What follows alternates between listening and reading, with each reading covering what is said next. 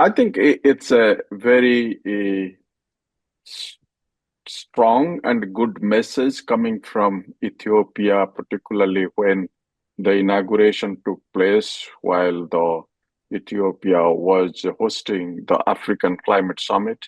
It was the inauguration took place together with several other leaders of the region and Africa.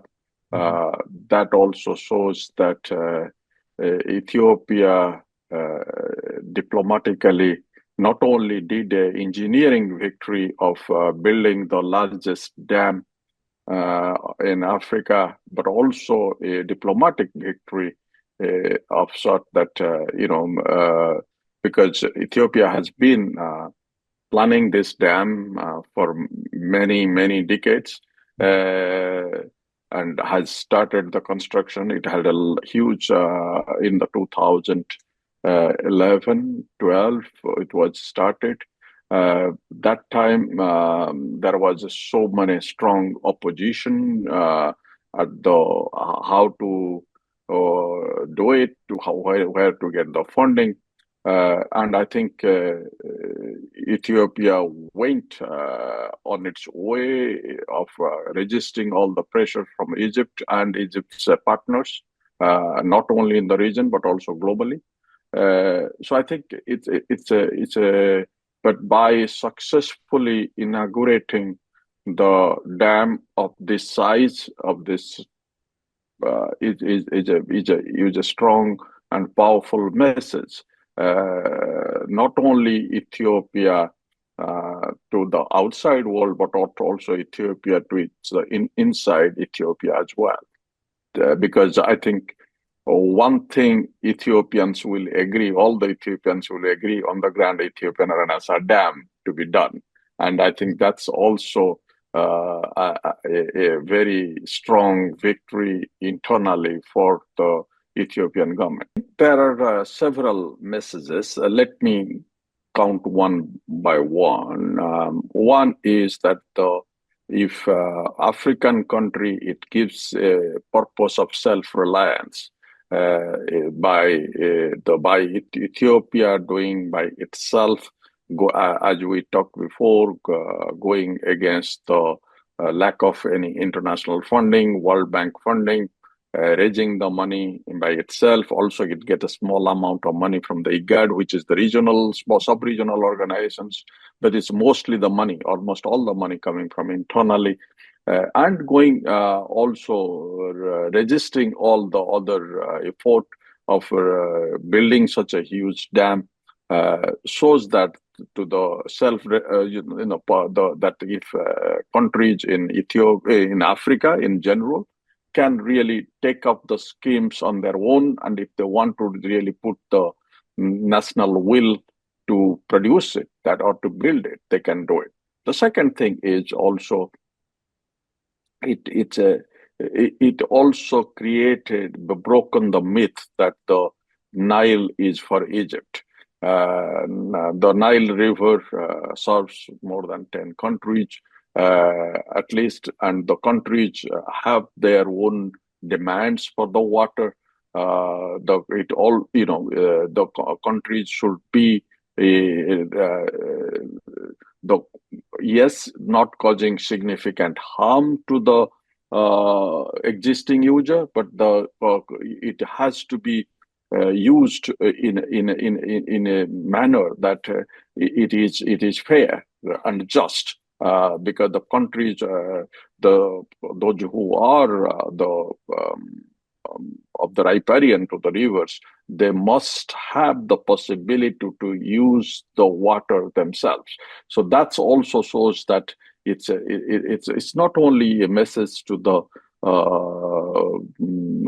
African countries, but also globally that there are countries those who are newly emerging and emerging regional powers, so they can really use their water of their rivers in a manner, and they will not be forced not to do it. I think The other one is that it will have the implications. Besides this kind of the implications which we are talking about more in the abstract term, but I think the positive outcome will be the Grand Ethiopian Renaissance Dam will generate the hydropower 3 times almost of the Hoover Dam. And if it is, it's of course will be a huge path towards the development of Ethiopia, because I mean, as you know, the Ethiopians need power. Ethiopian power means I'm talking about the electric power, and also Ethiopians need the water as well. There is no water diversion taking place from the Grand Ethiopian Renaissance Dam, but the electric power and others will help the Ethiopia to provide water and the electricity to a large number of people and its industries and other things and the urban population. But it also will, in the regional level, the countries, particularly in take for example the downstream riparian country Sudan, which is going through a serious crisis of nature, I mean internal crisis. But once Sudan gets over it and tries to redevelop itself, it needs a huge energy to redevelop, and its redevelopment needs that. And also Egypt has accepted now the construction of Grand Ethiopian Renaissance Dam. So Egypt is the kind of the threat for war or over that has gone out. So Egypt has now accepted the fact that the dam has been built. So Egypt is also trying to find out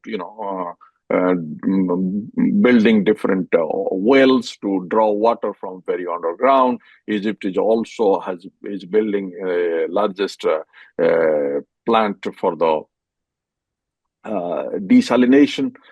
So they need also energy.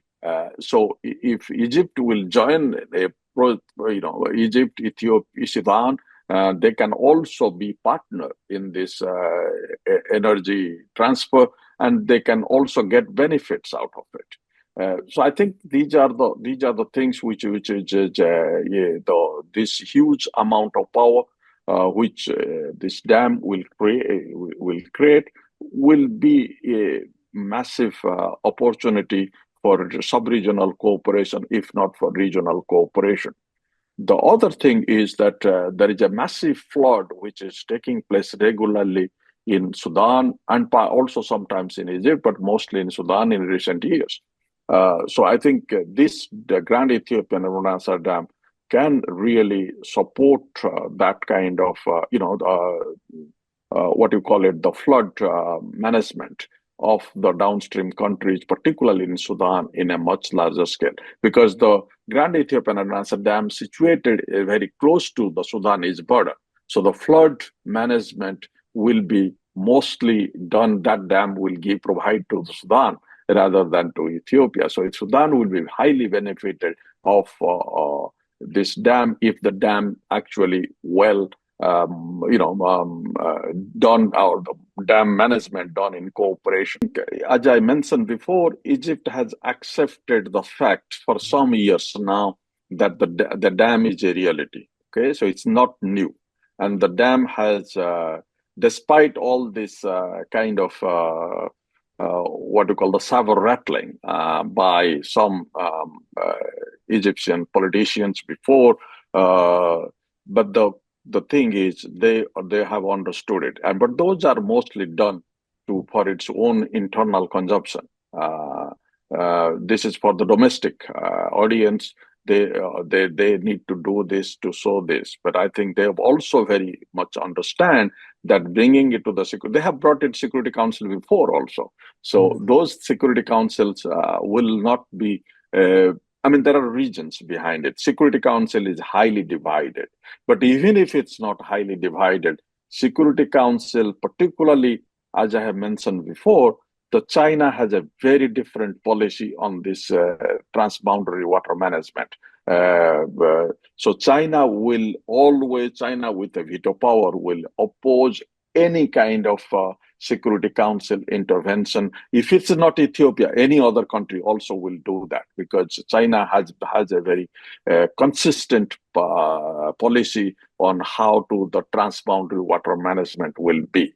And China, as per the China's policy, the upstream country has the right to use the water, because China itself is the upstream country of most of the water comes to the Asia, or the part of Asia.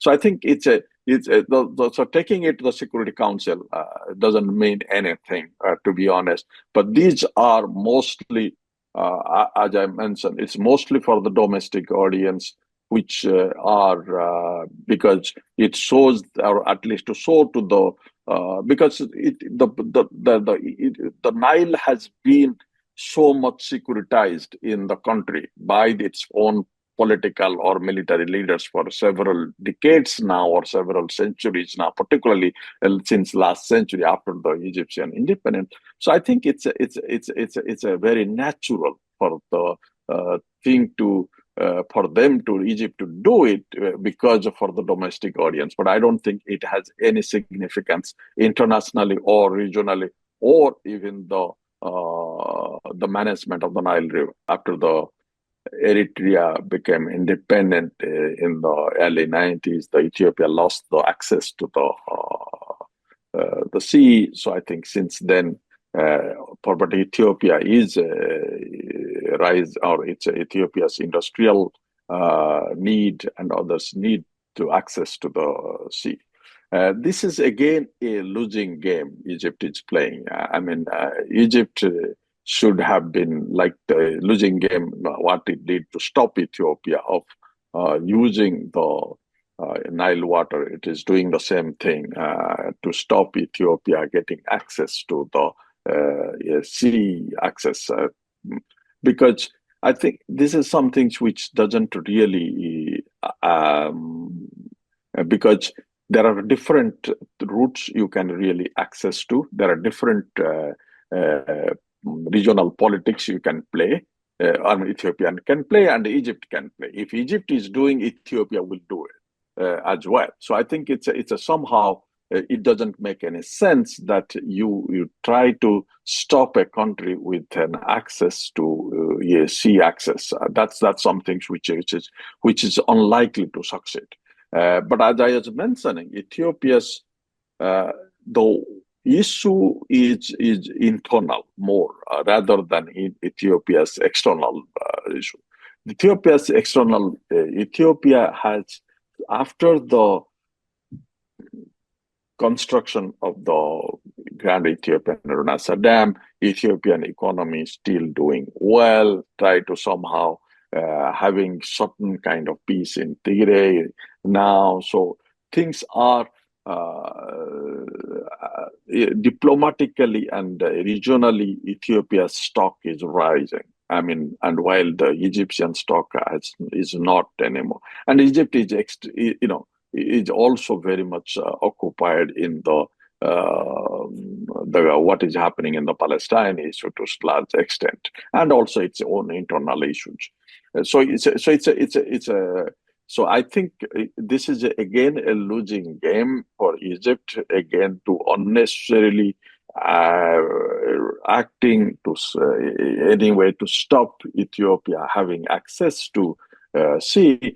I think its a focus should have been to build a cooperative arrangement over the Nile water and work in cooperation once this dam is already now built, and you have accepted the dam is built. So rather than finding a cooperation, there is no point, as I said, why you create this another game to play around it. I think what I'm trying to say is that the best possible alternative for Egypt and also for Ethiopia should be to play the cooperations over the Nile, and Egypt should not have been.